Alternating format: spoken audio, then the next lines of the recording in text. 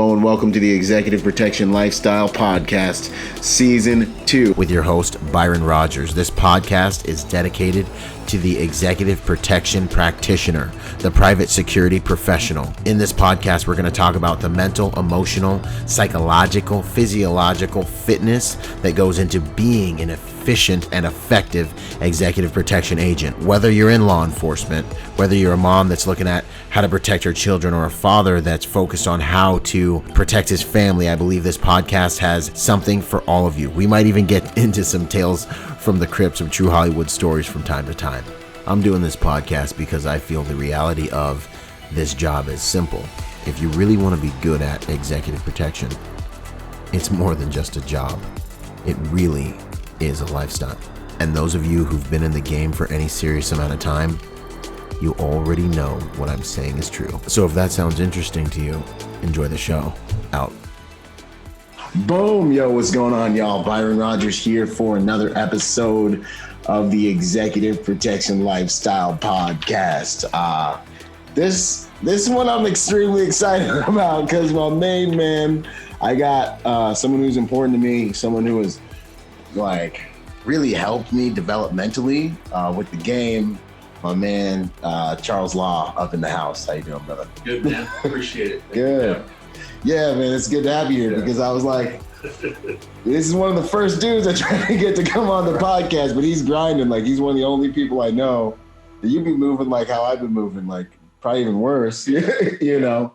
Started like that, never really slowed down. Yeah, like when you have that engine, it's like the only way to like work. It's the only way to move, you know? So, absolutely. Yeah, I'm glad to have you. I want to see if we can get Silent 1-6 to come on, Silent 6-1 to come on eventually, you know, or like, he's like my EP consigliere. Someday you guys will know about that. Yeah. But yeah, man, so it's good to have you. Charles and his company, for some of you guys, a little backstory. When I first started in the game, so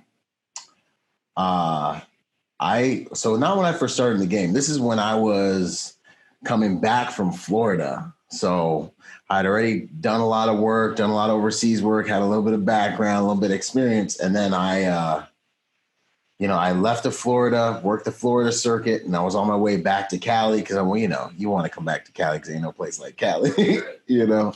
And yeah, seriously. And then that's when I was kind of like, okay, how am I going to get back in EP? Like, you know, before I left, it was like people don't even get hired, you know, doing what we do. It was kind of like, you know, somebody who knows somebody.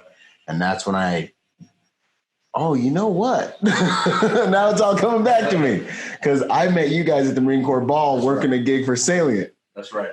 Yeah. So I like see these, like, I just see a solid crew, you know, game recognized game. I see a solid crew of dudes walk in. My buddy Luke Agajanian always told me about this guy, Mustafa. Right. And I mentioned his name and I was like, and so I see this guy that fits the description, this gentleman walk in and I'm like, hey, are you Mustafa? Right. And he's like, yes, I am. And then we get to talking and then, you know, Mustafa's one of those, he can create opportunities. And next thing you know, boom, I'm on with your company and we're doing some work together. No, I remember seeing you there and we needed people at the time. Good. So you presented well, and I came over and started the conversation. And yeah, that was that. Yeah, I remember that, man. And that kind of builds into a lot of the stuff I'm talking about with the Training Day product, which is, you know, always delivering a good work product, right. Always looking at how you can widen your sphere of influences, and always kind of doing that. Every single time you talk to somebody, it's a job interview. You're always being assessed. In Iraq, we are like, the enemy's always watching. Right. It's kind of the right. person who has the opportunity of your life is always watching. So and you never know when they're going to show up. You don't, man. Yeah. And I ate off that detail with you guys for like, it was like a year or two. What was that? Yeah, we had a good run. Yeah, man. And it was a good detail because it was one of those where, you know, like anything could happen any day. And like, you gotta, like, almost all parts of your EP game will be tested. Right. You know, great. Well, you know, I think sometimes it's overlooked how switched on clients actually are.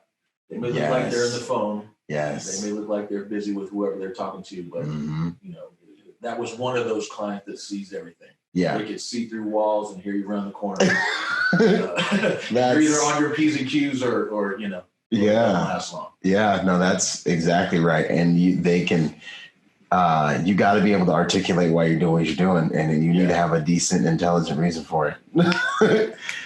Absolutely. I had to explain for a while what route I was taking and why. And I realized I had answers, right? But I realized if I didn't have those answers, that this would have shut down real quick. Yeah, man. Short-lived. So yeah, man, it was a good one. It was a good detail. I will say, I mean, the drive was aggressive, but I learned a lot, and I learned a lot from you as a boss, as a guy to work from, because you were speeding me up, helping smooth off some of the round edges. I appreciate that. I had guys that helped me out, we've all had those guys. So, whatever the little tips and tricks are, whether it's coming from another guy on the team or sometimes for me, it came from a manager or an assistant sometimes. Yeah. It was just little social dynamics that we go back to that one, right? Yeah, because that's like where the game's played, man, and won or lost. Absolutely. So those little things to blend you into the culture of that client, right, and help make you successful. Because if you don't blend into whatever that culture is, and they're different from client to client, right, it's gonna bump, and you're not gonna last long. But if you can seamlessly integrate, that's what you're looking for, and provide what you're trying to provide to keep people safe. Heck yeah, like cultural equity has been my buzzword lately, bro. I heard that on one of cultural equity. Yeah. You were listening to the one with Brian Jensen, right? That's right. I think that's where we bumped into it, Yeah. But the cultural equity game, man, like you can be the most gangsterous, you can freaking have X-ray vision, but if that culture, you can't gain equity in that culture, you can't assimilate to a certain degree, it's going to be like, I don't know. I just, Byron's just not. Yeah. I just can't. I mean, he's a great guy. Right. Right. Yeah, it's that's the breakup at that point. Yeah. You're friend zone. Yeah, exactly. It's like EP friend zone. One of the other things that stood out to me about your company was at that time I was chasing a pager, so I was working with you and a few other boutique companies, and your company was the only one. One of the other ones did. They prescribed a training. They were like, go to Max Joseph's training. Right. There's some good stuff. Here's a discount. Get that in, blah, blah, blah. Right. Went and did that. But you had like a training regimen. We were training at least once a quarter. Yeah. At least, firearms. You were taking everyone out to the range, setting that trash up. Right. What would you say about that stuff and being a company owner? I think it's key, right? Because we all know, wherever you are, we're in California, right? But your state sanctioned training is such a bare minimum. I mean, this is minimum, right?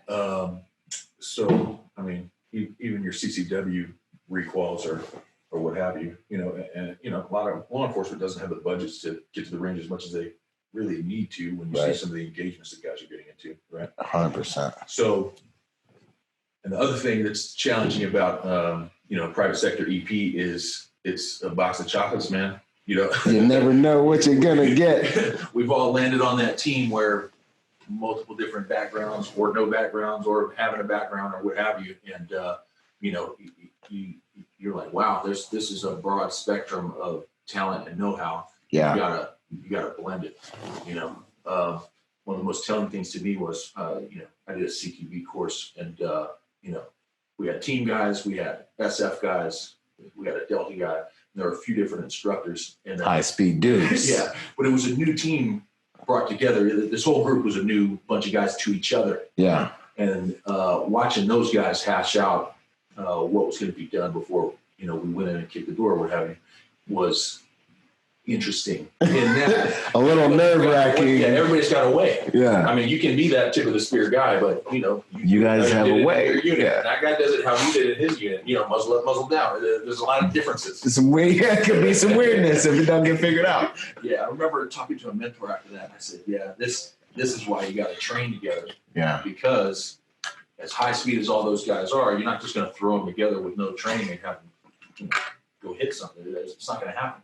right? You're gonna train together for a while till you know what each other's doing, whether you're talking or not talking, or light or dark or what have you. Yeah. So that's ideal situation. So as far as private sector EP, which is not that, right?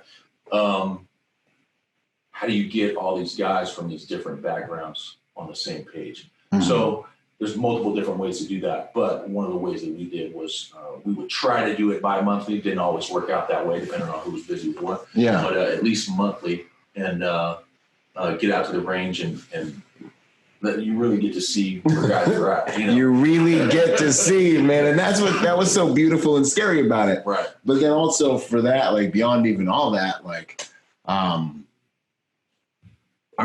for protection against, legal things, if you do have a shoot, it also helps the company look more diligent and responsible with the resources and things like that too, right? Right. And there's pluses and minuses to that. It can help you or hurt you. Yeah. Break it down. Documentation and all that kind of stuff is correct. Okay. Right? And you're mirroring, the legal standards of the state or AO or whatever that you're in, and that kind of thing. But it for me, I felt like with that basic of training, we have some uniform arm details, which is not really what we do, but we have some of those things. But getting a new guy like that and me putting him out there in a uniform, which could be a target on your back, right?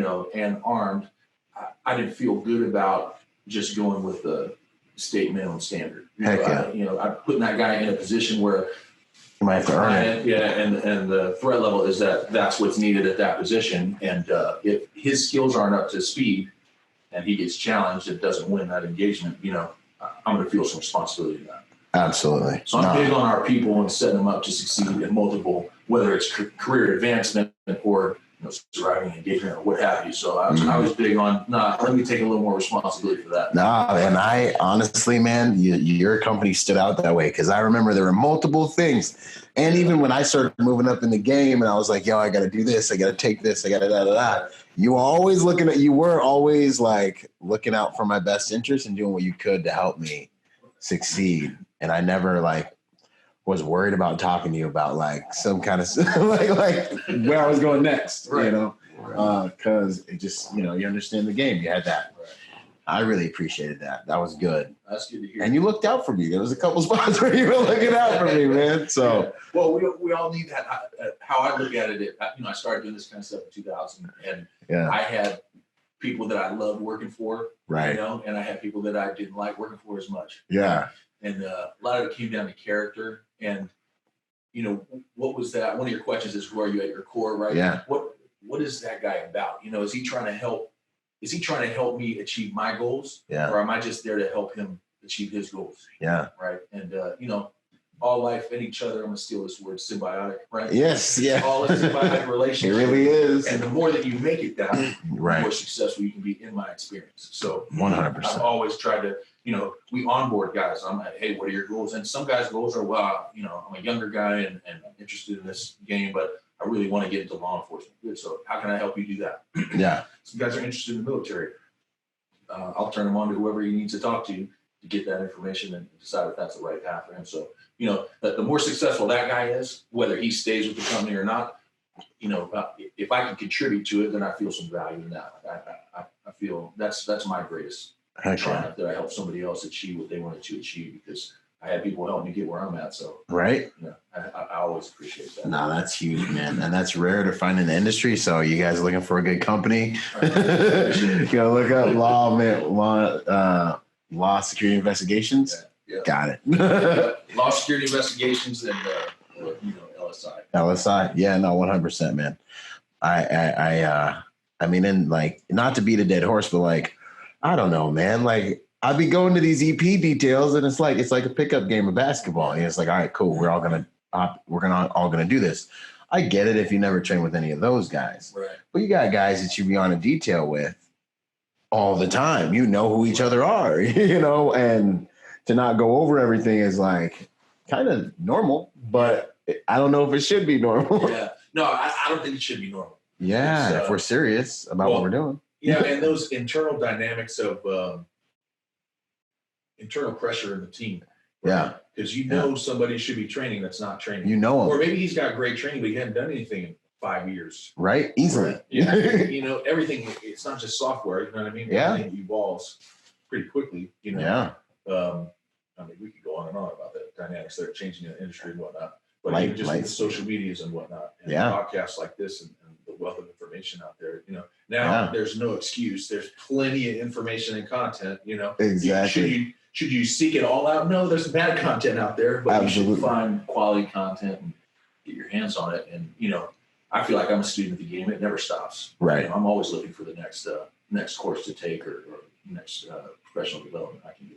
Heck yeah. Well, the game's evolving, man. Like I was saying, dude, it's not consistency is good, but that's one half of it. You gotta evolve intelligently. Right. If you don't, you're gonna be a dinosaur. You're gonna die tired. That's gonna be it. Well, just as a business, you Yeah. gotta. There's a lot of adapting that goes on. Sometimes you gotta look at where you're at, where you want to go, and then, this is not getting me to that. I gotta pivot and find another avenue. Figure it out. So Heck yeah. quite a bit of that as time goes on.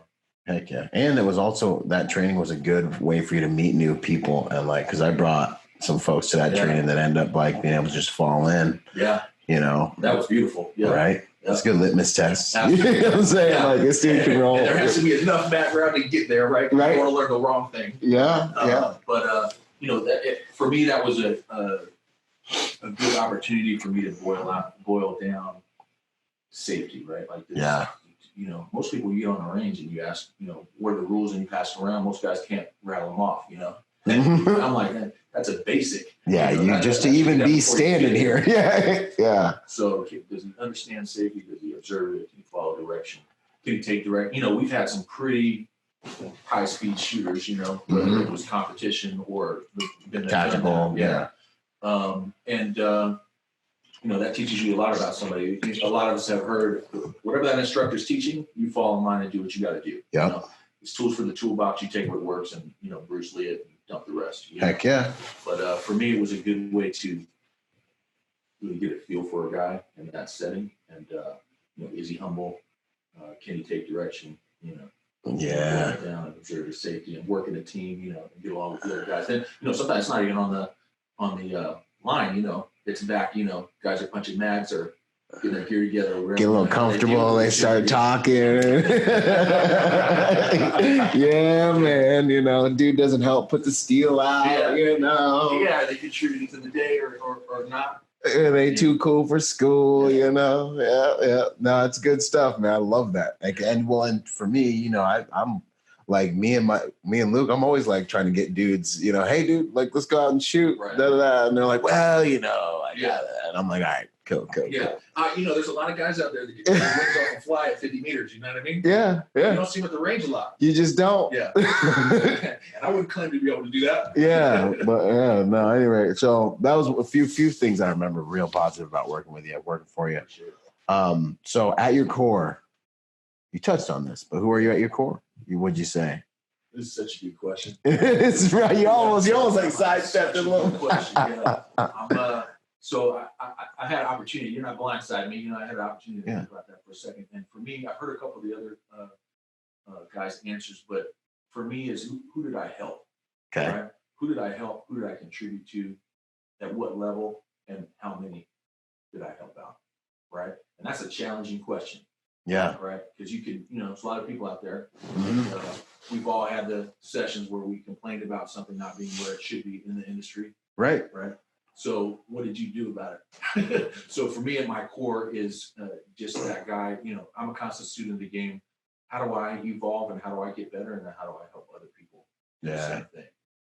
Okay. No wonder we get along, man. This is like, I love that. This is what you're. I'm right there with you, bro. This is, like, that's what this podcast is. This is the whole game. It's like, how can we contribute? And how can I take responsibility for something and make it better? Yeah, Well, I also had, we've all had that group of guys. Some guys been around a while and know a lot more than others, and we've all fallen into it possibly at some point where you look at it and you go, that's not the way it should be, or it shouldn't be done like that, or that was wrong, what have you. Yeah. And, I got into one of those conversations once, and I looked at it and I was like, well, you you don't reserve the right to complain about that if you're not trying to do anything about it. Yeah, 100%. You know what I mean? So, and then the more you try to do something about it, the less you have to complain about it. Absolutely, because then you understand the problem. Like, absolutely. I had an issue with a leader once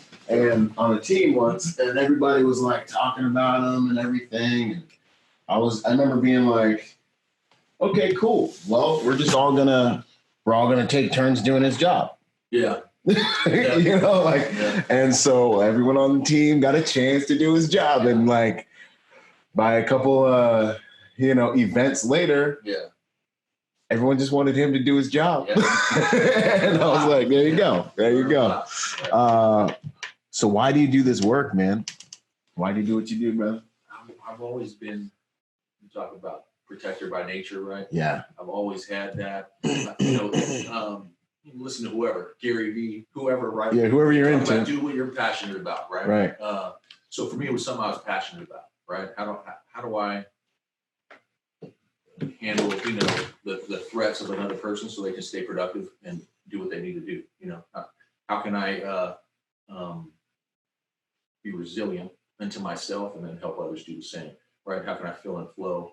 For example, a corporate executive who is trying to sell widgets or what have you, and how do I give them that peace of mind so they can go ahead and do their good work in the world, undistracted, unmolested in those endeavors. Yeah. So I was just always passionate about that. I figured, I didn't even know it was a thing you could do or make a career when I first started. Yeah, how'd you even stumble across? Were you like working private security stuff? Like, were you like at Kmart working security? No, man, or were you just done playing football or what? So I had a good friend of mine who we had grown up together. Yeah. He was on a residential detail. Okay. And it was one of those challenging accounts where the client had just clipped a bunch of guys that they weren't happy with. Okay. And it was an in-house program, and the way it was configured at the time, he needed somebody to handle weekends. He knew me, I could do it. So he brought me in. Now, I was brand new. I didn't know which way was up. I wouldn't recommend throwing someone onto a detail in that condition. Yeah. But I had to learn real fast. And I don't recommend on-the-job training like this. Like this happened? Yeah. But that's kind of how I fell into it. And I loved it from the moment I jumped on it. And jumped on all the training I could get a hold of, and picked his brains and questioned everything. And I just wanted to understand it. Yeah, because I enjoyed it. Anyway, so from that, worked the rest for a while, a couple of years or so, and built myself up to the point to the EP team and moved on with that. Kind of grew from there. That's Now there's something to be said for that. Yeah, on the job training, learning, and there's something to be able to that should be said for guys in this game that have clients for more than a few years. Yeah. If you can hang on to one account for more than it's like a year you were doing something right. Yeah, exactly. Depending on the type of client. Yeah, exactly. Yeah, man. When I meet a guy and he's like, "Yeah, I've been with such and such for 5 years," I'm like, "Okay, like a thing or two about the game." You know what I'm saying? You can negotiate some things. Yeah, you've dealt with a lot of different stuff, so that's. Well, nobody wants to pay for security, right? Nobody does. None of us want to pay for insurance, right? So if a guy's been there for a while, he's bringing enough value to justify his position and whatever they have to shell out for that service. So especially when he's lasted a while with the same person, he's at least able to negotiate those social dynamics and bring enough value to that with his skill set for them to keep him on. And that's what we're all. That's EP. Absolutely. Right. That's really EP. What would you say is your mission? If you had a mission. My mission. I'm about growth. Like, how do you grow and how do you bring quality? How do you bring quality and grow and bring that to more people? Right? How can I help the guy above me and below me? Heck yeah. And across from me. Like, how do I blend into that team? So, You're like rising. That's me. Like rising tide lifts all ships at sea, bro. I'll let you have. I'm not going to. I love that, man. Because it's just like drop me in there, and it's like, yo, put me in a team of dudes. Like, we're gonna find all the shortcuts. We're gonna do all right. Point in case, high school football. Yeah. I can't remember the freaking plays. I'm Byron. I'm strong at some things, but other things, memorization, I can't remember the plays. So I'm sitting there, I'm like, how do I do this? And I was a big social dynamics guy in high school, you know what I'm saying? So, I had systems put in place to help me get the grades I needed, but it's a whole nother thing. I know what you're talking about. so we get to the right. Like I got physical ability, but remembering the plays and the assignments, I couldn't figure out. So I came up with a whole language. Yeah. So when we got to the line, like I would be telling, I'd be like, yo, my dude would be like, yo, ice cream. And that means I'm about to scoop block this fool, right? Like I'm going fishing. And that means, yo, hook this guy, So we would be talking on the line, and before the ball gets hiked, we all knew our assignments because we were all talking to each other the whole time. Yo, I'm doing this, you're doing that. Right. And it was, arguably one of our best years in high school football in 6A at my school. Yeah. We beat our rivals that we never beat ever. Like, it was awesome, right? So I'm that guy, like, you drop me into a group and I'm going to make my group of dudes as good as I can. Right. Well, on that note, we all know those guys, right? If you drop him look, if the whole team is all-stars, everybody's great, they've all worked together for, that's not hard. You know what I mean? No. But we've all been on a team where dudes needed to be pulled up and needed some help. But those guys, that one guy that you can put on a detail, whether he's doing halls and walls, he's the driver, he's the AIC, what have you, and the detail runs right. And he's making the plays. Yeah, he's trying to make plays. And he may not be the DL. Right. Right? He might be the driver. Yep. But he commands that respect within the team, and dudes know, this guy's on detail, I'm going to fall in line. That's true. And the detail runs well, regardless of what you put together. So, and if you could get the whole team of those guys together, that's just a beautiful dream team. Yeah, we've had opportunities at that if we've been in it long enough. And that's the thing of beauty. But you don't always get it in the private sector. So, that's the guy you want to be. Yeah, man. It's kind of like I find with guys like that, because I was having this huge conversation about leading from whatever position you're at on the detail. Yep. It's like, yo, you're any of those positions you mentioned, like your leadership is counting on you to get them information to help them make the best decisions, or just to hold your freaking block down. You know what I'm saying? Like hold your spot down. So inside of the training day thing I'm talking about, like you need to figure out how to lead your detail from your position. Right. This is basically said differently. You need to figure out how to serve your team, serve your leadership, and serve your company owner from this position. Because like the ology, like you could be an all-star on the detail, but you could be a headache for the company owner. You know what I mean? And I remember always trying as best I could to not be a headache for you. You know what I mean? Right. So, and that's a whole nother game right there. It's like, I just feel like, that's, you got to be playing those three games, man. Like client relations. Okay. That's pretty important. Yeah. But like your relations with your team, ultra important if you're working in a team, because they can get you, their stability in a lot of ways, and relations with that employer, and not being afraid to have that overlap, of the positions that makes it so that everyone's stuff runs more smoothly. Yeah. How do you take 100% responsibility for the detail from your position? Right. There you go. And that should be everybody from the DL to the driver's guy doing, the hotel room in between, to the assistant, to the manager, the stakeholders that you got to deal with,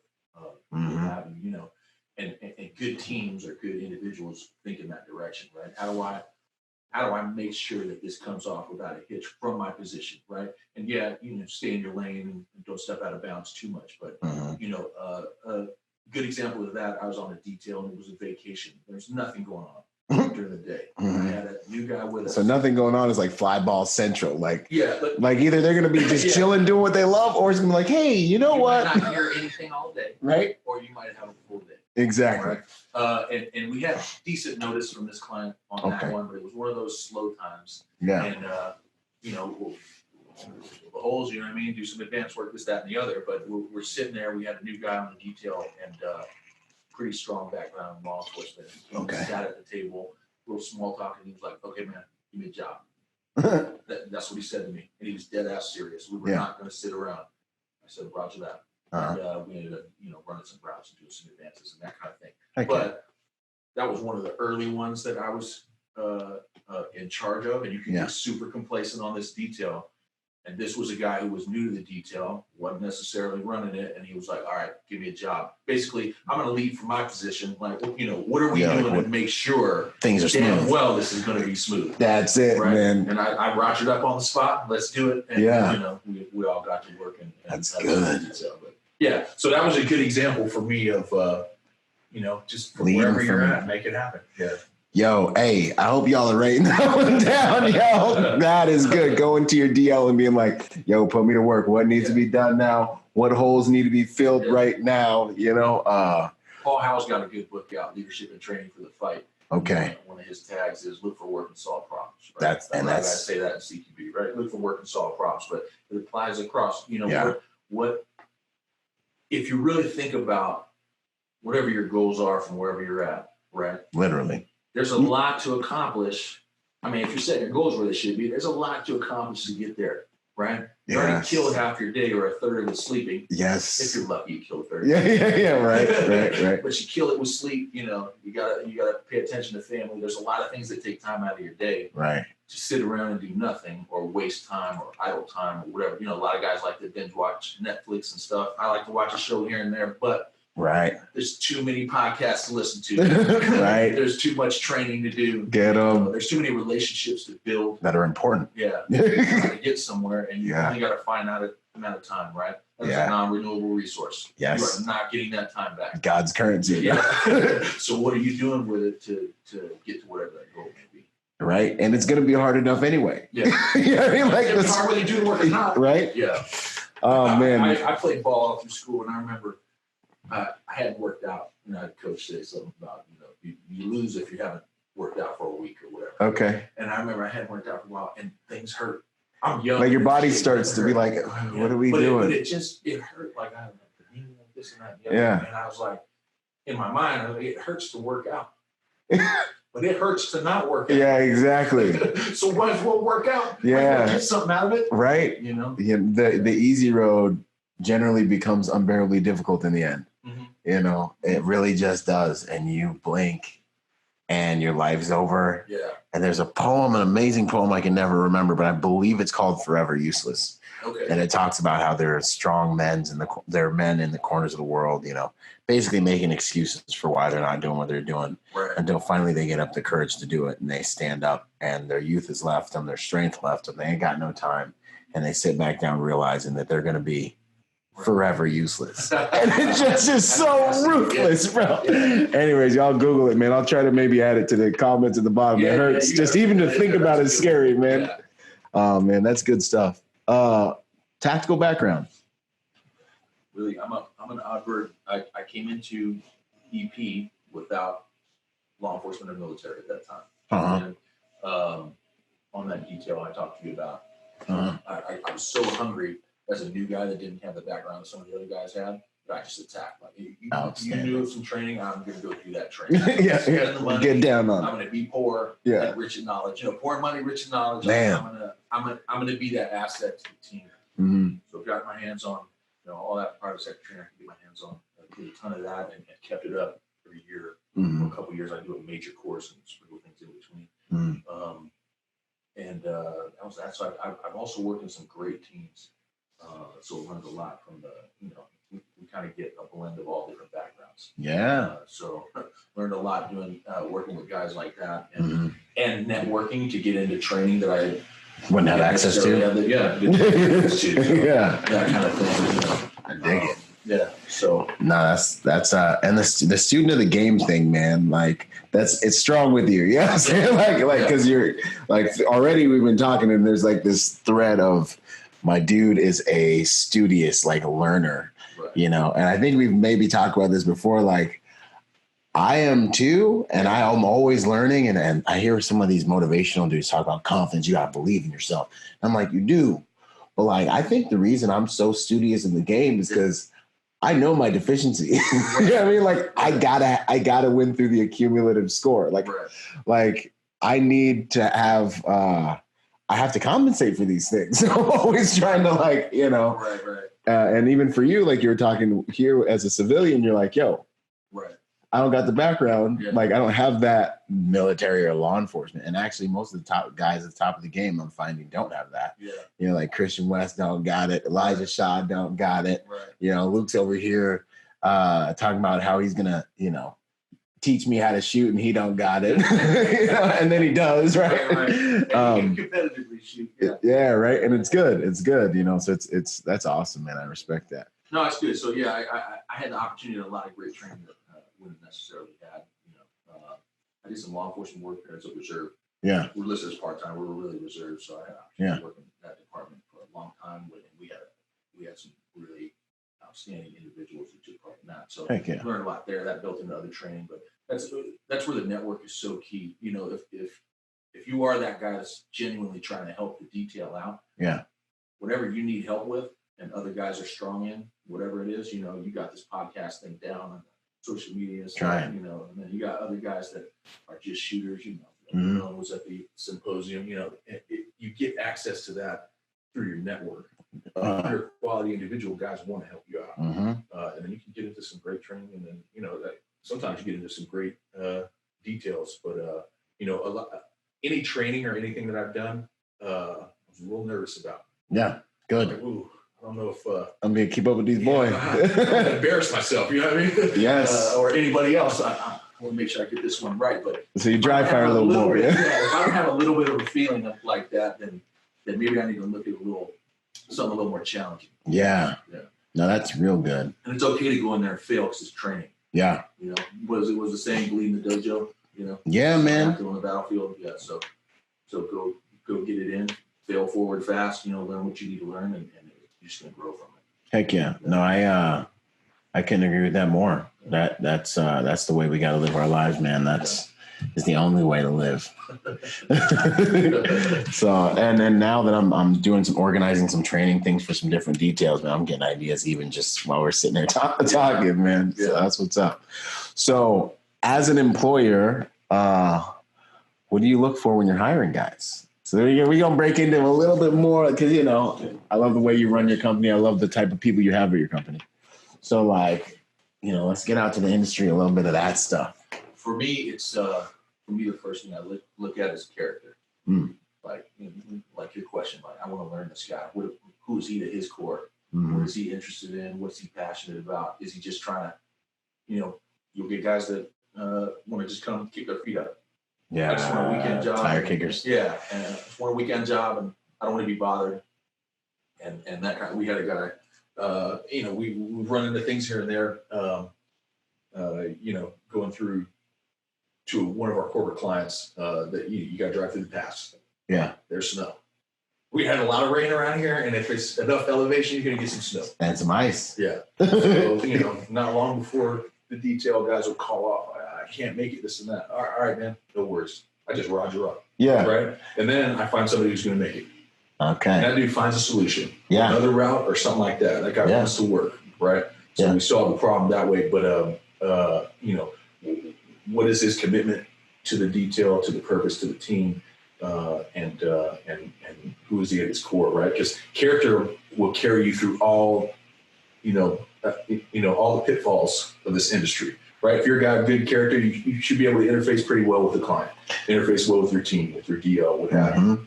And then if that's not there, you're gonna run into some challenges. Yeah, character first. Yeah. Good to go. Good to know. Because characters, that's the lasting power. Right. That's the lasting power. And even with clients, like I've seen clients, like they have this meteoric rise to success, and then like if the character isn't right, like you just start having these and like, and it just is a catastrophic meltdown, or even that. I mean, that's good, man. Yeah, I mean that's the first thing. You look for a ton of stuff, right? Yeah. That's the first thing, and then background plays a part. What skill set, what training has he done? Some guy might have a whiz bang background in the military, but no EP training necessarily. Law enforcement, no EP training. It's a different animal. Completely different. Totally different. And some of those guys transition expertly, right, into EP, and the other guys struggle. And then sometimes you get those dedicated private sector guys that are just so hungry because they feel like they got to compete, and they do great. And then you got other guys that aren't necessarily. So I look at character, the background, the know-how, skill set, experience, all those types of things. Yeah. So it's kind of a sit in front of that guy and get a good feel for him. Spend enough time to see what he's about, you know. Heck yeah. No, I usually say something along the lines of, I can teach you tactics, but I don't want to be anywhere near you while you're learning character. You know, right? Like, okay, that's God's job. We don't like, want character on our client, you know. Right, on our dime. So any red flags that pop up, specifically like things that people in the industry might like, what are some like bad trends that you feel like people like think are good? You know, like, because, you know, like I feel like but I remember one time, I don't know if it was with you or not, a guy, what, did I say this or did you? Someone was like, send me a professional photo. It was like a photo, and I've gotten some crazy ones too. I don't know. Was it with? I mean, I don't remember. We've had this conversation at some point, so we're one of them. Yeah. So, for me, things like that, you know. Yeah, for me, I've had to take more responsibility it's a different muscle. Okay. Summer, right? Yeah. You're not a ground pounder anymore. You're responsible for people outside of yourself. Like, you got to really, and clients and whatnot. You better be on your game, right? Yeah. But anyway, to the picture thing. I've gotten all kinds of pictures. It's fascinating, you know, right. Ripped off social media, what have you. And I had to like, dude, how do I help some of these guys out that just don't understand what I'm asking for? And so I have to explain it. You know, we have corporate clients, and there's a certain thing that we're looking to present, and you got to fit into that, right? So, you know, black suit or dark suit, white shirt, subdued tie, polishable shoes. On a white background. On a white background. But you got to say all those things. And if you don't, you're going to get the thing. And I might have missed something in our little spiel there. That you know, guys will find a way. Now, depending on what account that is and who you're putting on that detail, what level it's at, you guys got to know that. I'm not explaining that. Like, they got to know that already. Right? Yeah, absolutely. But other guys that you're maybe newer to the game, you're trying to help out. Like, hey, that's a standard photo. You got to look business professional. And whether you're working corporate America or entertainment, like there should be a standard that carries across. Yeah. So anyway, we've had some entertaining conversations about some of the pictures that we've got. You know, and also learn how to write a resume. Like go get some help with that if you need some help with that. You know, talk to other guys in the industry that you're trying to get into. You know, how do you write your resume? What's acceptable? What's not acceptable? Then some guys try to go just super heavy on the hard skills. Right. And as those are important and they do have to be there, but can you interface with a client? Because if you can't interface with a client, you know, you're not going to have to use your hard skills, even if it's a higher threat level. You know, if it's domestic, you know, if you're doing your job right and you're doing proper advanced work and that kind of thing, then you're probably not going to get into engagement because that's the last thing that any of us want. Right. Hard skills got to be there in case you get caught, right? In case it gets weird. Something goes wrong, yeah. Right? But you're going to interface with the client every day. So I got to see a guy and go, I can put him in the car with the client.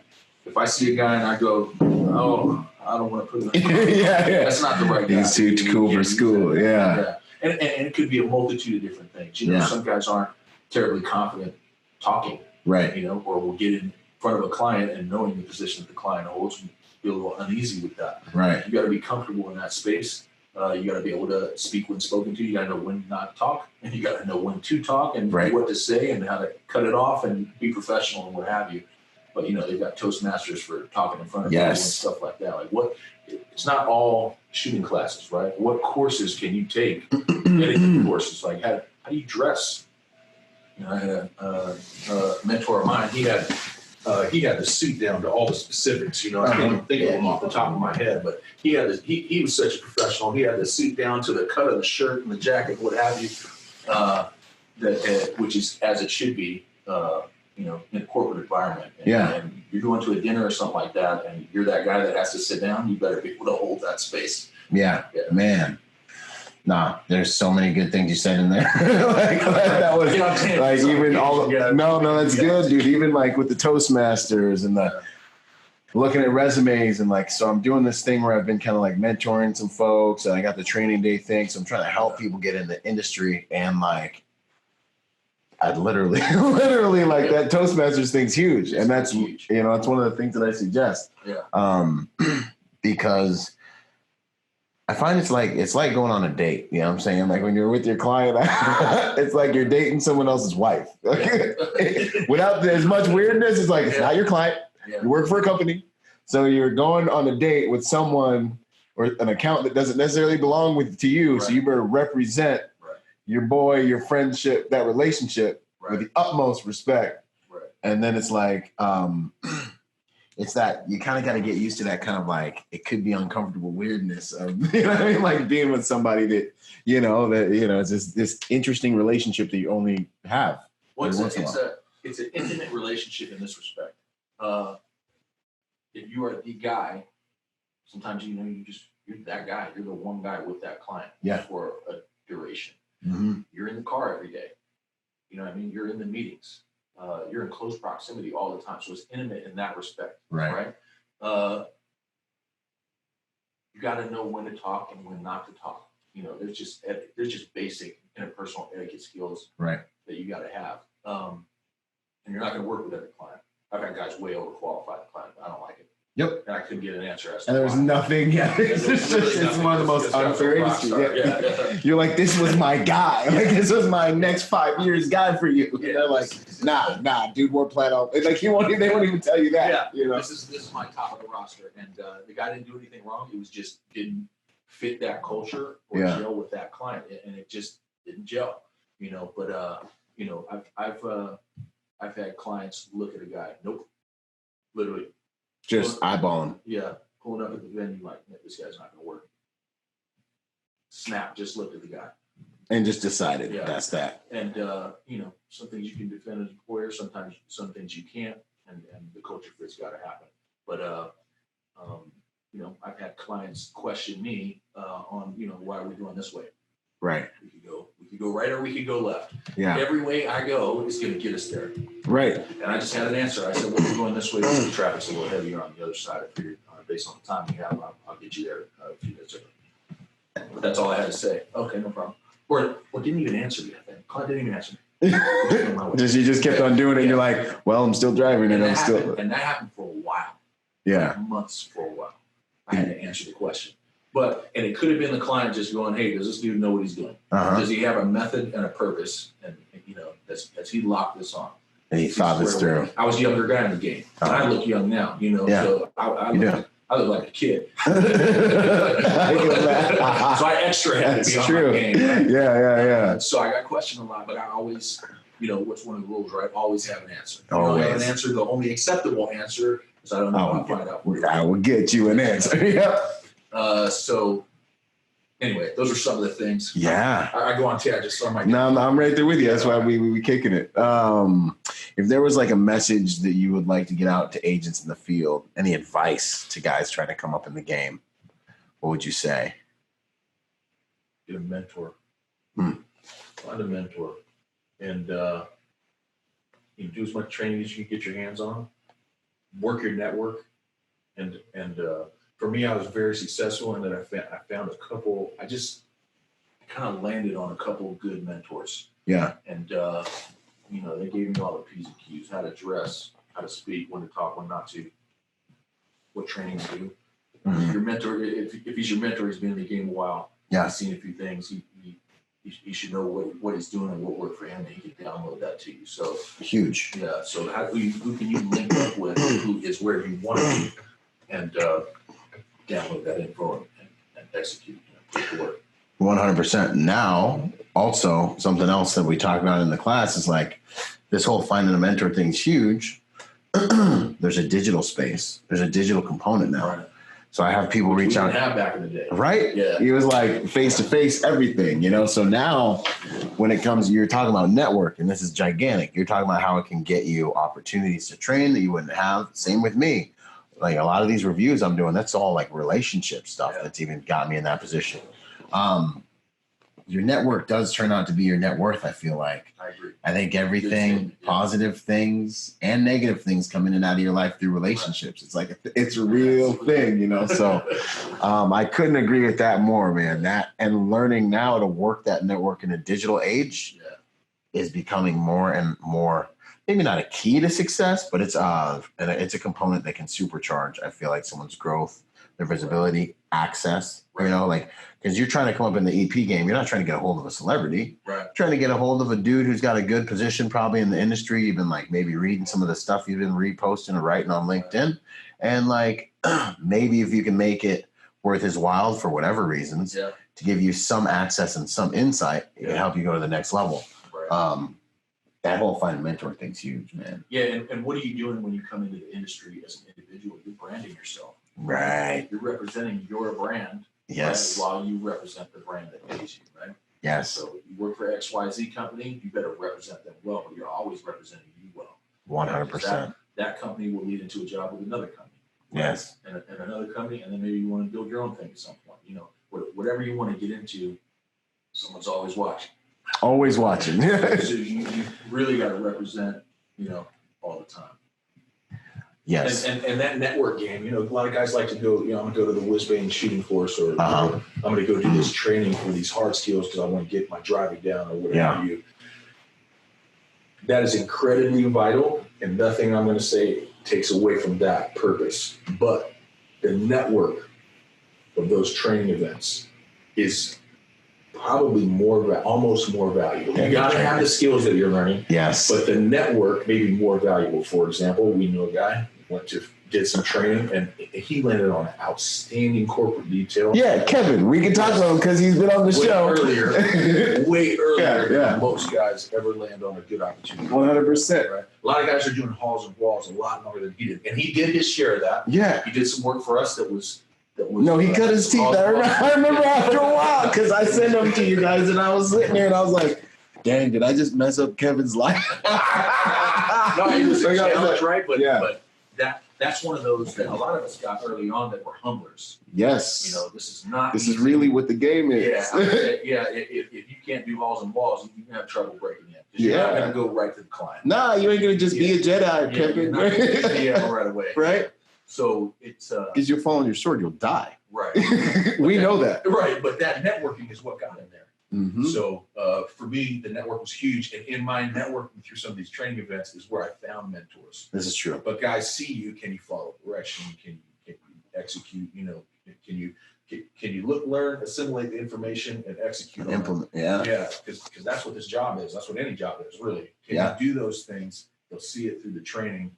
You'll pick up a mentor. You'll pick up a new company to work for, or a couple new ones. You know, some of our guys bounce around to several different companies that instead of just sticking to one. There's different ways to do this thing. So that network thing is so valuable. It really is, and that you said multiple things in there that I've been trying to harp on. With Kevin, I told him, I was like, bruh, all right, look, because Kevin knows I've said this before. He's not like Captain America. He's not like the sexiest, like jacked, smoothest dude. I mean, I remember we're getting ready to shoot with you, and I was like, Kevin, burn it down, bro, because he can shoot. He can shoot. And I was like, you're a civilian, and you got a skill because he's a shooter, and he's been competing with us for however long. Yeah. And I'm like, burn it down today. That's how you're gonna get some relationship equity out here. Yeah. You know, that's what we speak. and he did, and for me with Kevin, it was character. Yeah. It all came back to that. Yeah, he burned it down. He had some hard skills. He smoked some dudes. Right. That day, yeah. But he's a good dude. But he's just a good dude, and he wanted to learn. He's very humble, wanted to learn.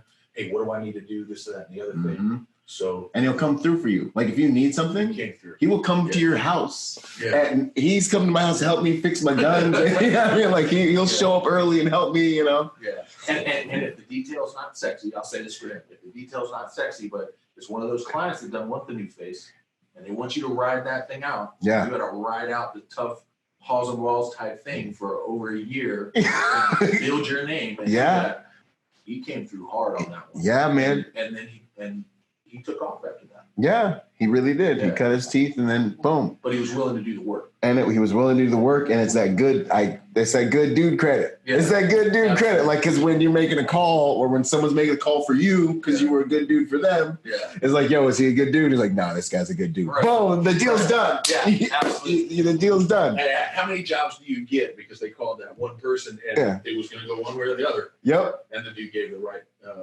response and you were off. Yeah. So that's the network. That's how you work the network. You have a skill, show it. What you were saying about going to these courses and the people you meet. Yeah. So solid. It's 100% true. That's one of the other things I'll be talking about in the course. Like, you turn these other students into your kind of evangelists, your free marketing, and serve them while you're at the course. Yeah. Like, bring some extra water for everybody. Yeah. Yeah. I mean, like, be a good dude. Be a good dude. Yeah. Yeah. Contribute anywhere you can. Contributions huge to growth in this game, in all games, I think. Yeah. I mean, let's see here. Bob, how to make progress for group as an agent in private security company. Oh, so what would you say? I got a lot of people that are always, everyone's got a PPO, everyone's got a company. Right. What would you say? So what would you say about having a private security company? Is it for everybody? Like, if you were going to expand on being, because you're a legit company owner, like you got contracts, you're doing, you're doing some big things. It's what's it really like? There's pluses and minuses to everything. Yeah. Is it for everybody? I don't think so. Mm-hmm. Is it for certain guys? Yeah, I think so. Otherwise nobody would have a company, right? Right. So I think I'll speak for myself. The vision that you have sometimes, right? Somebody says, I want to play in the NFL, right? They don't like to practice. They want to go to the weight room. Right. I had a paramedic. Do the unsexy things? I met a paramedic once. I was on a set. I was working on an entertainment client. And legit paramedic, which is higher level than most of the guys that were working that thing. And I said, hey, what's the deal? Why don't you work for a fire department or something like that? Yeah. And he was like, yeah, man, I got through paramedic school and I realized I didn't like the sight of blood. Man, that's far to go. Yeah, maybe we should have thought about that ahead of time. Anyway, so as far as the PO thing, your business intelligence and business IQ has to be there. And it is painful learning that on the fly. And I can speak from experience. Like, there's a lot of things I had to learn that's so real, on the fly that you better get good at, because dudes don't have a sense of humor about not getting paid on time. Right. And I knew that, so I always pay guys on time. Yeah. If you can't miss that, you can't not account for tax. Like, there's things that you don't necessarily think about early on. You're like, I just want a big company and I want to be a millionaire. We got our first client, and I was like, oh, we made it. No, you didn't make it. Now you're working. Now you got work. Yeah. No, now you got stuff to beat. Like, you really got to scale and build. And we fight that challenge every day. Good. How do we expand? How do we scale? How do we build? How do we deliver an ever increasingly better product? Yeah. How do we take better care of our people? How do we strategically network with other companies, big or smaller or the same size, in order to build a brand? So it's a lot of, if you like doing the hard skills and being that AIC and doing that kind of thing, you don't want to run a company. No, it takes you away from that. It takes you away from the field. In front of the computer, and those gym days get real tough. You want to start getting real early. Because there's deadlines. 4 o'clock wake up start happening, because if you want to get the gym in, you better get it in early. Yeah. So it's definitely a challenge. A lot of moving parts and a lot of responsibility. If that's somebody's aspiration, I would never shut that down in an individual. Right. But, definitely, like anything that you do, look at, what does that mean? What does it mean to be the AIC in the detail? Well, it means I worked halls and balls for a couple of years. Right. And I worked the res for a couple of years after that. And I was earning bones for 5 or 6 years before I really got on the big detail with the real switched on team, and the pay really went great and that kind of thing. So, right. What dues are you willing to pay to get where, you say you want to be? Yeah. So, it definitely, business ownership, totally different skill set. Running a company is totally different skill set than being a freaking ground pounder and killing fools and protecting people and doing all that. Yeah, that's it.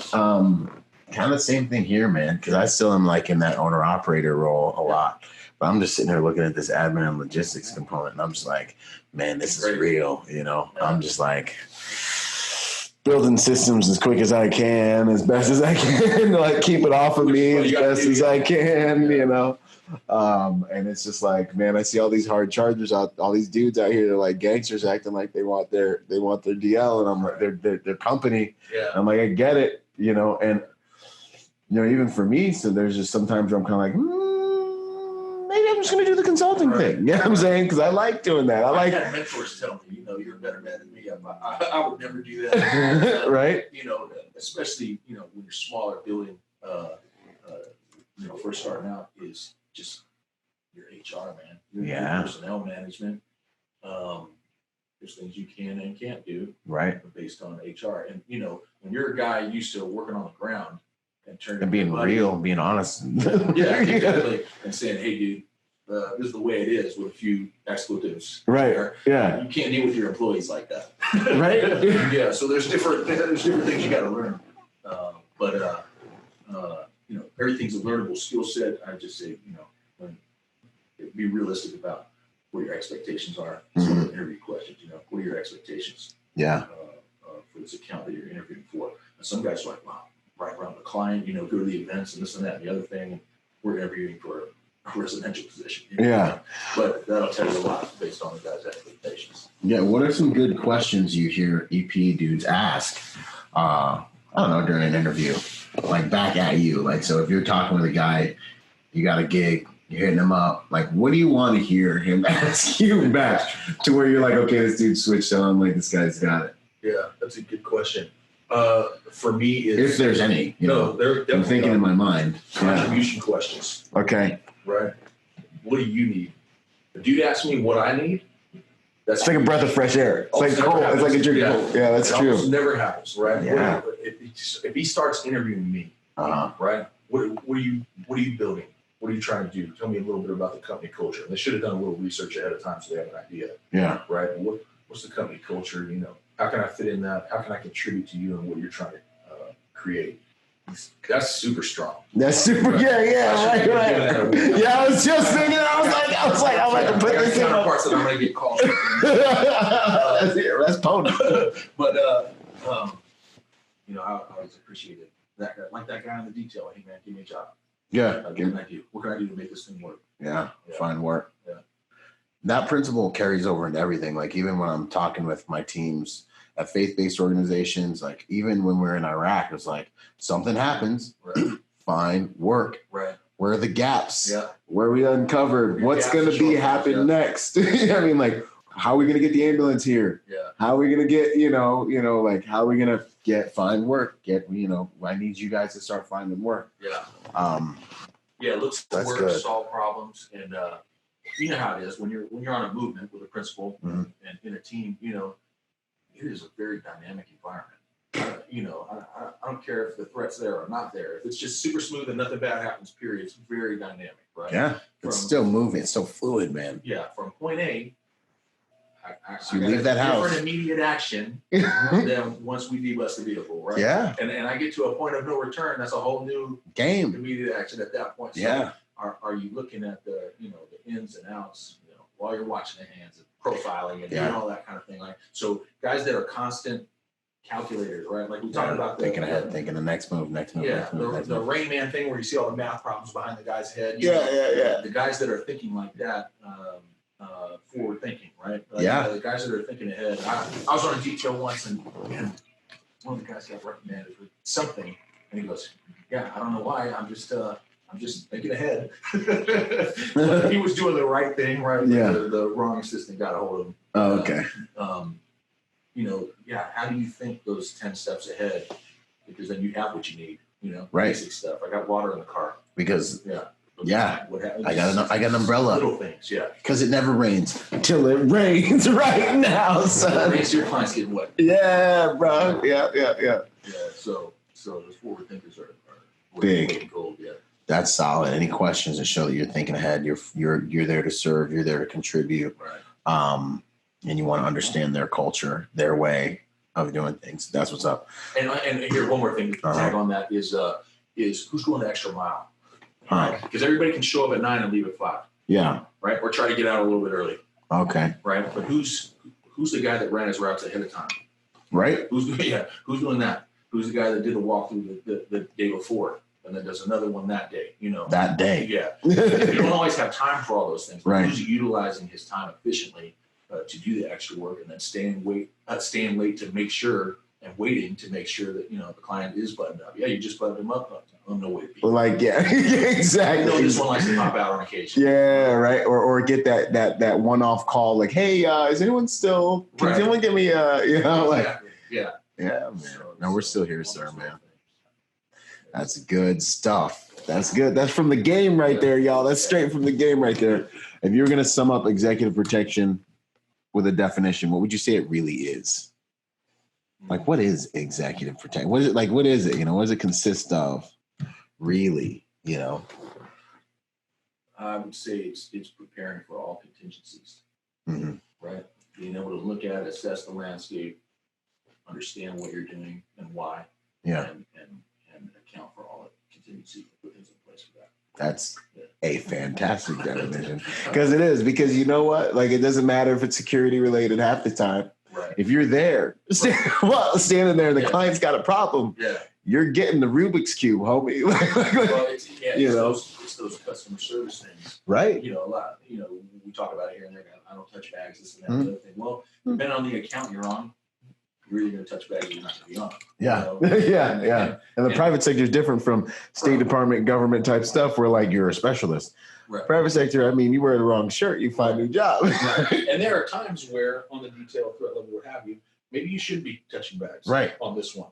Yeah. Then hopefully leadership is having the right conversation with the right people, with the client directly. Covering it. Yeah. It's put together correctly. But that's a value of a good team and a good company. But yeah, man, a lot of aspects to this thing. Yeah, no, that's probably one of the best definitions I've heard because it's trying to prepare for everything. Right. Because you're going to be standing there, you're going to have to solve it. And who cares if you're the EP dude? Is the client better off for having you next to them when that issue when that problem arose? And who can you utilize to affect the right outcome, right? So, for example, just a little anecdote on this thing is we went to Oslo or something like that. And in that part of the world, in the summer, everything shuts down. There's no place to go eat food. Okay. Understand, there is no place. My dude was like, so the assistant comes and says, "Hey, so clients want to go do something," and I go, "Okay, no problem." Yeah. That's the look right there. Yeah, I hope y'all saw the look in his eyes. Okay, good to go. Yeah. I go, no problem. When do they want to leave? 5 to 10. Right now. Yeah. Oh. So, all right, good. Give me 10 minutes. Yeah. I need this guy. Okay. Give me 10 minutes. Mm-hmm. And I turned to my advanced guy and said, "Hey, man, we were way behind the curve on this one to begin with. Hey, man, so you advance the restaurants." And you're keeping a straight face, but inside there's this thing in you that's like, tell me you advanced the restaurant. We didn't get a chance to do the brief or anything yet. Yeah, okay. It was that fast. So we corrected some things after that, but he goes, was I supposed to do that? I said, nope, you're good. Because I didn't have time. Yeah. I didn't have time. So I turned to the assistant and I said, okay, good. We got to figure this out. Put her to work, went to the concierge, put the concierge to work. That little piece right there, being able to turn the assistants and put them to work, that relationship piece right there. Huge. Right. I had been around enough to have built that, what does he call it, equity? That relationship equity, that social equity, cultural equity. So we had that. Clients decided to move before I pulled them out of the room. Again, we corrected some things after that. And I had to figure this thing out on the fly. Mm-hmm. I found out, they closed down all these restaurants. We found the perfect restaurant at the right place. Clients had a great time, didn't feel have no idea. Right. But that's some of that. Now you're in the vice. The pressure's on. And there's I didn't do my work, ma'am, sir. There's nowhere to go. It's just not going to fly, right? Absolutely not. How do you, sometimes you get under some time pressure or you don't have ample time to do as thorough in advance as you want or something like that, depending on the dynamics. And you got to be able to operate under pressure and put people to work that you utilize your resources to make things happen. 100%. And then there's other times where stuff is just not safe, and you got to be able to have that conversation. Right. Absolutely. That was one of those we were able to pull off. It was fun, but it was one of those like, okay, good. at that point in time, I was like, if we got to that point with that threat of failure on something simple, that we're doing some things wrong. We got to clean some things up. Yeah. Those are where you learn, Absolutely. Like, oh yeah, that could have been bad. So how do we make sure that's never even close to being bad again? Absolutely. 100%. And and thank God it's beautiful when it works out that way. And the client just has no idea. And they're like, this is great. Right. Spaghetti. Where did you guys even find this place? Yeah. And you're just like, put that in your notes. We're coming back here again. Yeah, exactly. No, those are the best, man. Love the most or hate the most about EP? What do you love the most about the game? What do you hate the most about the game? You start with either. I love the challenge. Okay. Right. I love the responsibility and the challenge. Right. Mm-hmm. Because if something goes wrong, it's going to be my fault. Period. End of story. If it goes right, I'm responsible for that. Yeah. And again, as a good leader, you pass that to your team. Yeah. Right? But I like the challenge of it. It's my responsibility to make sure that this is seamless and nobody feels a bump and they're able to be as productive as they can be, or if they're on R&R, they're able to enjoy that. Right. That's my responsibility. So it either goes that way or it doesn't, and it's gonna fall on me either way. That's huge. So I like that challenge. What do I hate the most about it? Yeah. What would you say you don't like about the game? I've had things that I didn't like at times, like sales or whatever, as a business owner, or marketing or something like that. There's things that like, I hate that. I don't ever want to do that.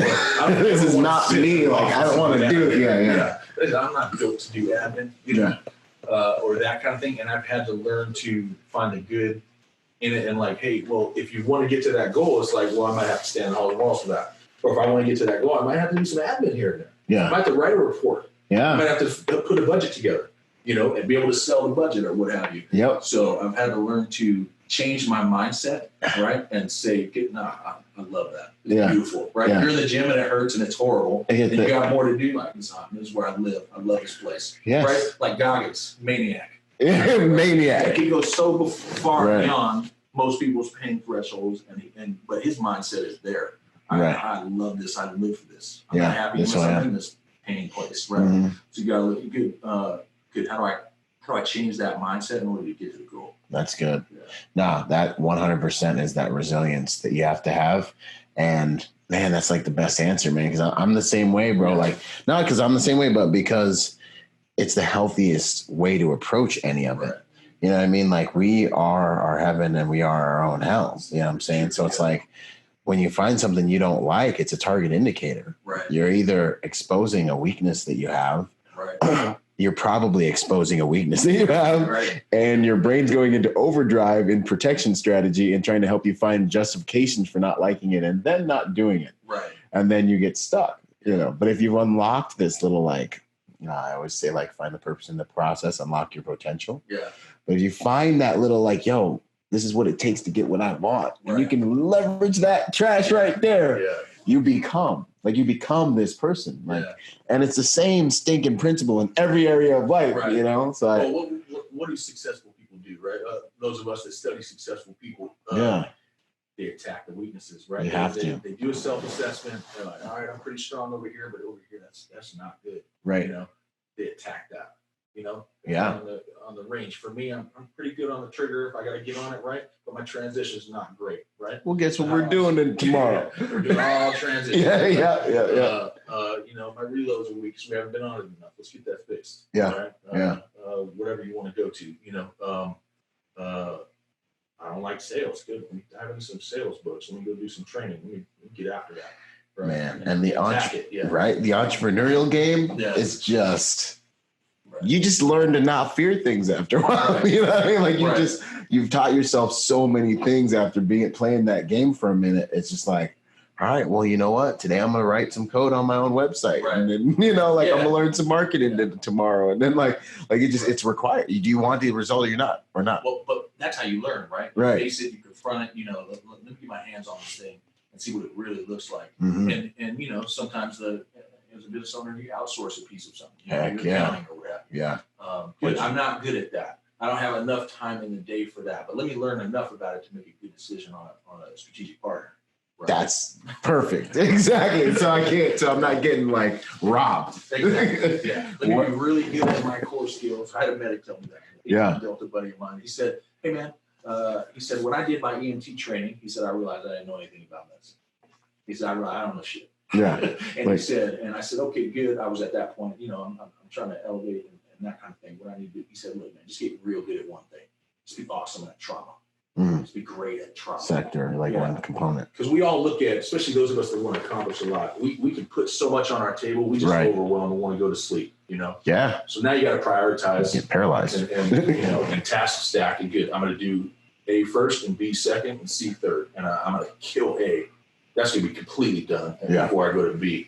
So how do you prioritize? Execute. How do you attack the day and execute on those things you need to execute on? And then when you start facing those things, you learn a lot. Wow, my schedule's not good. I'm not getting up early enough. Yeah. And then that 5, 6 o'clock, I thought I was pretty tough. I was gangster. It ain't cutting it. We got to do 4. Right. I Yeah. got to get a lot done before the phone starts ringing. Yes. Before everyone else wakes up. Exactly. And you know that feeling when you crush a whole day before anybody else woke up. And you're like, oh man, I'm coasting now. We winning anyway. The rest of this is gravy. Yeah, no, you make your own time by doing that kind of thing. You do.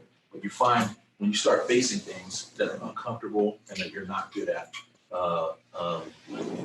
you learn a lot. It becomes a way of life. That's where you learn. Yeah.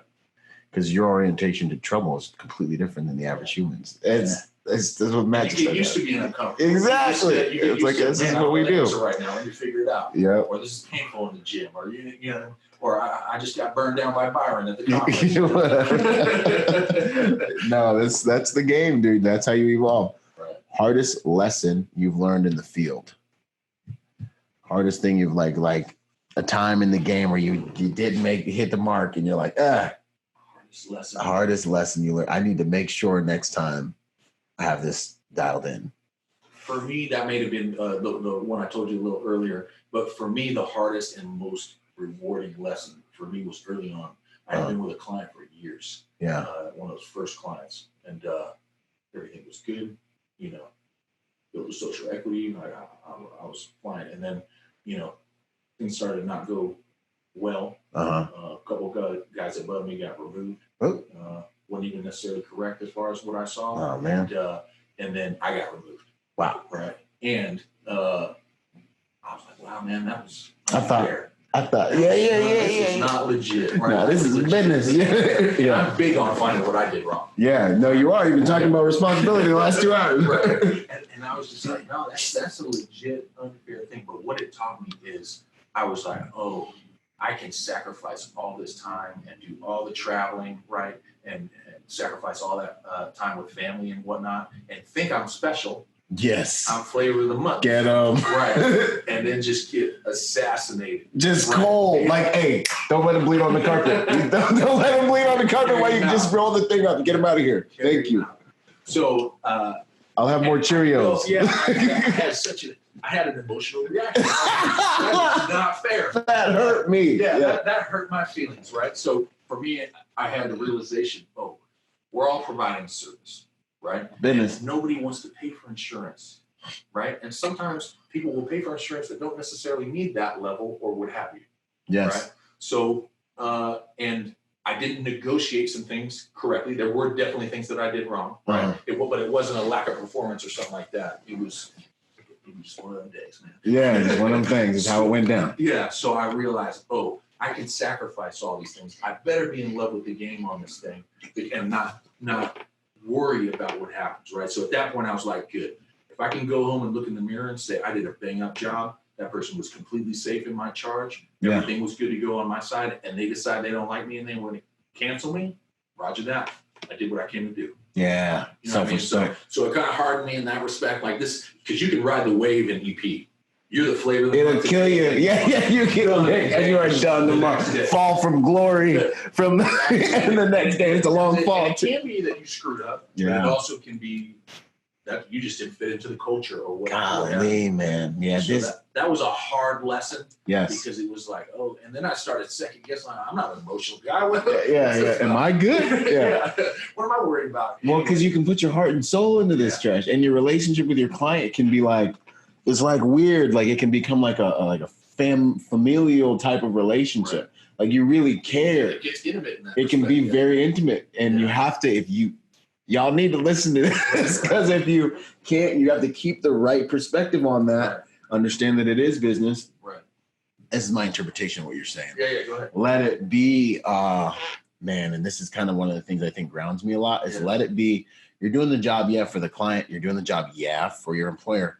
And this is the type of person I look for in an interview. Right. But you're also doing this job because it's who you are. Right. So like on your watch, this is going to go smooth in keeping with the highest standards of the work you're able to render, your highest business work product. But it's not because the client loves you. Right. And it's not because anything outside of intrinsically your identity or even your ego, who you are and what you want to bring to bear. Right. And sometimes it's just the budget's not there. If the accountant comes through, the reaper comes through. If the company's not making money, you are not going to have a job. That is a variable you cannot control. Yeah, you have to be responsible all the way through to the fact I'm helping this guy be productive and deliver his product and grow and be successful.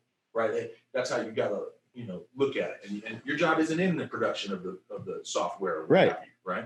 But how I contribute as a cog in that wheel of making that happen. Now, if they're not making money, they're not going to have you. That may not be your fault. The CEO might have dropped the ball. You know what I mean? The CEO might have fallen apart. Who knows what could have? Maybe the dynamics of their industry took a hard left and they weren't prepared for it. Right. It's not necessarily your fault. So you can't ride the emotional waves. And sometimes clients are cold. Yeah. And maybe you did the best you can and they don't like your shoes. not that it's that cold, but it can be that cold. Yeah. Or you said the wrong thing in the ride yesterday. Right. On the way to the, you look like someone who reminds them of someone they don't like. Yeah. And it's a violent shift sometimes. And I've had talks with guys like, man, I promise you, I know you're the flavor of the month. And nobody can touch you, and I can't tell you anything, but I promise you, it takes a shift. Yes, you're going to be here with the rest of us. Yeah. So, and it took a shift. Yeah, of course. It always quick, and there's no notice, and you don't get 2 weeks, that whole thing, And you wonder if they're going to believe you when you're trying to tell them, look, I'm not hating on you. And you can't tell them I told you so. I'm just like, you're not that kind of guy. I'm that kind of guy. I pat him on the back and go, okay, man, get back out there, Yeah, And I've never been told, hey, man, you were right when you told me that. I'm trying to help where I'm. Oh, man, your communication style is you're direct when you need to be direct, but there are times when you're passive, when somebody's, where you're just like, you put it there and they can take it if they want to take it. Right. That's awesome. I appreciate that. Proudest moments in the field. Can you remember a time when you were like, man, that was a grand slam? Like, I've had the opportunity to work on some awesome teams. Yeah. Great teams, rival some of the biggest teams in the private sector. And the proudest moment was my ability, that I was charged with that responsibility. That team thought I was worthy, Yeah, just even for being there. Yeah. Breathing the same air. Absolutely. And I was able to get in and fill a spot and contribute as a whole and be an integral part of the team. And, we got an opportunity to travel the world, do a lot of successful details. Some good dudes. No incidents, and you get to look back on that and be like, man, I wish every team was like that. Yeah, that dream team. Yeah, it's just the dream team. Like that's that one where everybody can run the detail. Yeah. It doesn't matter who it is, pick one. He's going to be successful. Cool, and it's good. And that's good. Each slot on a big team, and that was proudest moments was that opportunity and the ability to capitalize on it and do well with it, and represent ourselves and the company and knock it out of the park. Heck yeah, man. That's way awesome. That's good stuff. How would you like the executive protection industry? How would you like to be remembered? How'd you like the game to remember you when it's all said and done? I'm pounding the theme on this one, but just as a quality contributing member, right? Awesome. I helped. Awesome. I help other individuals, guys up and coming, guys that were vets, other companies, clients, even stakeholders at whatever accounts I may have been on or had, and was a contributing member and made the industry better, right? So a mentor of mine had a mentor of his that something stuck with him and he gave to me was the industry's not going to change. It's not going to just morph, right? It's you who's going to change it. Like you got to do something about it. So if there's something to complain about, there's something to be done. So it's you guys in the industry doing the work that are going to change it for the better or for the worse. So, make your market and change it for the better. So that stuck with me when it was shared with me. I was like, okay, good. How can I, from whatever vantage point I'm at, how do I contribute to this thing? So that's awesome. That's awesome, man. Because I think the beauty of that is that people don't realize is that, to him who has more will be given, so it's like the more you give, the more you find you get, and the stronger you get, and the stronger you get to give because you're becoming a better version of yourself, which means you're getting better. It's like this crazy thing. It's so cyclical, it's like, and then it's like you get, on itself, man, it's a beautiful way to live life. Like if you're depressed, you're probably focusing on yourself, or you're probably focusing on the past, on things you can't change. You start focusing on giving and contributing. It is like the exact opposite energy. Like it's literally like your life, you get in this gratitude state, you thank God for what you have, and you just operate in this like abundance kind of really, It's true. It's true. That's a true story. So that's what I realized. I'm more successful the more that I give. And I've had the opportunity to work outside of the industry, I've worked sales and that kind of thing. And those guys I worked with were outstanding. And, they had little pins that you wear, your lapel pin would say, give, right? And you just, what can you give to the industry? Because man, the worst thing in an interview is when somebody says, what can I get? What's the pay? What can I give? I need this many days. I need me, help me. And that's any business. Yeah. Right? But the guy that comes in there and goes, hey, where can I fill? What can I contribute to this thing? These are the gaps and shortfalls I see. This is what I see that I can contribute and help you achieve your goals. Yeah. That guy's a rock star. Right. That dude. No, that's huge, man. Yeah. That being contribution. And for me, it's just an honor to be able to give, because I've been mediocre at a lot of things. It's just like, to be able to give something, even that's an honor, daily habit. That you think makes you a better person or better at your job that you'd like to pass on to the listeners? No, just a habit, like a practice, something for them to look at. For me, I look at what can I do better. I've heard this on a couple things recently. This cold shower gig we were talking about earlier. Here we go with the cold showers. It won't go away, man. It's horrible, but I've been doing it, and it's one of those things that I wasn't really trying. I did it the first day, and I was like, all right, I got to stay on this one. Yeah. So you just take your regular shower. Okay. And then you turn that bad boy down. Yeah. And you try to sit in it for 3 minutes. 3 minutes. That's 3 minutes. Yeah. That's the mark that I heard in conversation at the conference. Yeah, when we were talking to Brian Jensen, man. Yeah. He was like keeping me accountable. Hey, bro. You do your cold showers yet? I'm like, oh my God, where did you even come from right now? It's good stuff though. It's because we all know it's the little things that you do. Yeah. That add up to the big thing. You're not swinging for the fences and getting home runs every day. You're in the dojo. You're doing the work. You're doing the little things that add up to that home run. Yeah.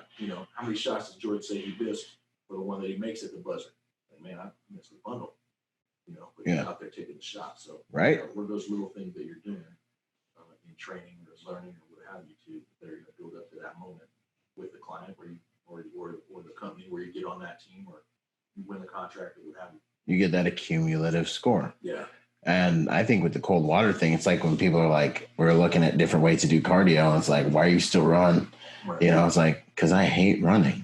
I literally run because they're like, you can burn more calories doing like the elliptical or doing the, what were they saying? The treadmill or whatever. Not the treadmill, but the rows or whatever. It burns the most calories. And I'm like, I know for me, I'm going to get the most out of doing something I hate. Right. And I just hate sitting on the treadmill and just chugging it out. Right. So I'm just going to go over there. Yeah, I'm not either, but yeah. And I might get mediocre results physically, but mentally and emotionally, the discipline from that and that's going to be good for my soul. Yeah. And on mindset. So and that's kind of how I approach the cold water thing. I'm just going to do it because it's just going to be like. Because you don't want to do it. Exactly.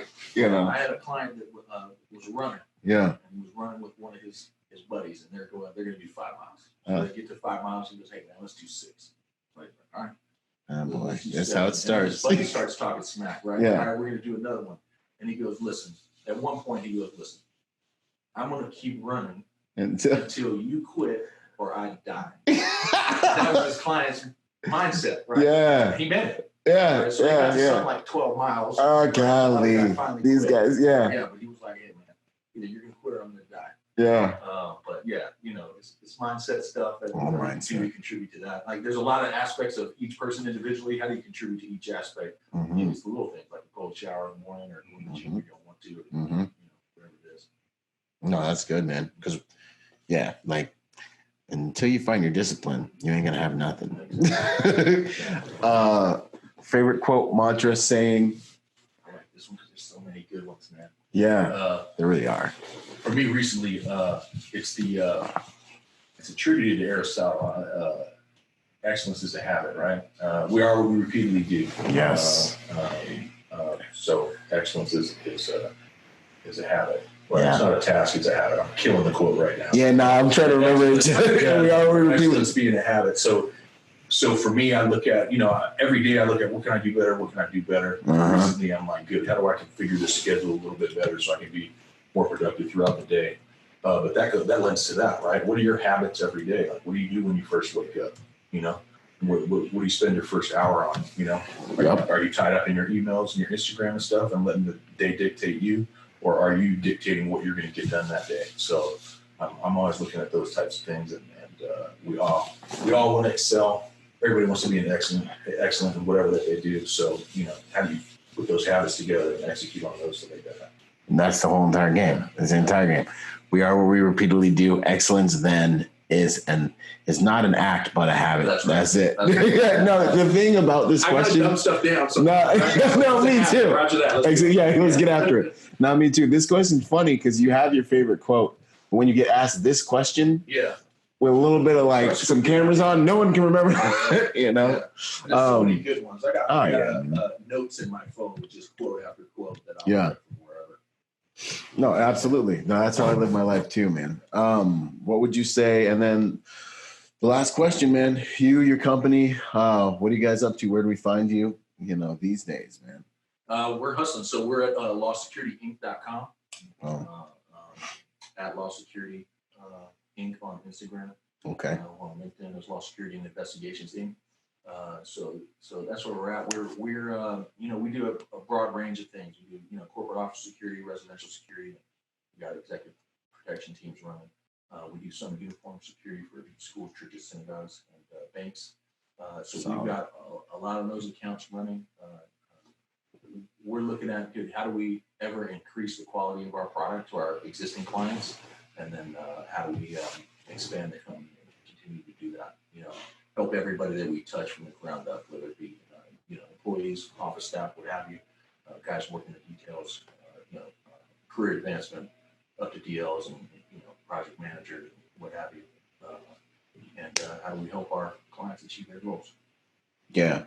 Nah, a lot of people say that, but I know y'all are about that because I was in there bouncing around. And then you stood out for those reasons. So I appreciate that. 100%, bro. Nah, thanks so much for coming and doing this. Thanks and for having me, man. It's an honor. Appreciate it. 100%. It's an honor to have you on the show. So yeah, man, y'all, there's so much good stuff in this episode. I'd listen to it a couple times. If you haven't already, I don't know what you want your 2020 to look like, but if you're trying to take your EP game to the next level, get with me on that training day, digital learning success package. There's a lot of good stuff in there that'll help you level up. There's a lot of stuff Charles said today to help you level up too, man. So it's good stuff. All his links will be down beneath the screen. I look forward to seeing y'all on the next one. All right, it's Byron Rodgers, protected by nature and by trade. Thanks for coming. Thanks, man. Appreciate it. You're doing good work, man. Keep it up. Appreciate it. Awesome. Good to hear that. See y'all on the next one. Boom. Yo, if you're a private security professional wanting to take your game to the next level, go to executiveprotectiontrainingday.com to check out my personal success package for private security professionals. Essentially, it's everything I know about executive protection and a lot of soft skill training on the techniques, tactics, principles that I believe make it so some protection agents succeed while others fail, regardless of background. Anyways, check it out, executiveprotectiontrainingday.com. And remember, y'all, hard skills do save lives, but soft skills get you paid. Boom. Go to executiveprotectiontrainingday.com to take your executive protection career to the next level. Out.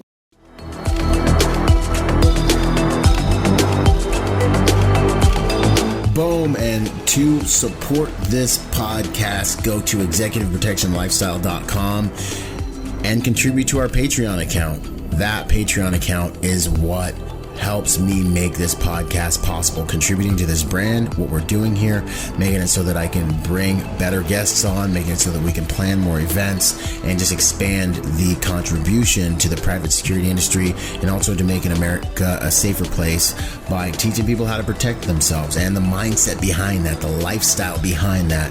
You guys are already killing it. $1 a month, $5 a month, $10 a month, $20 a month, whatever you can do that you know you would probably just lose in the mattress anyway or spend on McDonald's. Hey, you want to put it towards something that's going to good use, put it towards a podcast, and get involved in our Patreon account at executiveprotectionlifestyle.com. And if you want to find me, that's ByronRodgersMotivation.com. Do whatever you can, contribute whatever you can to that Patreon account, because it makes all of these things possible, ladies and gentlemen. So much love.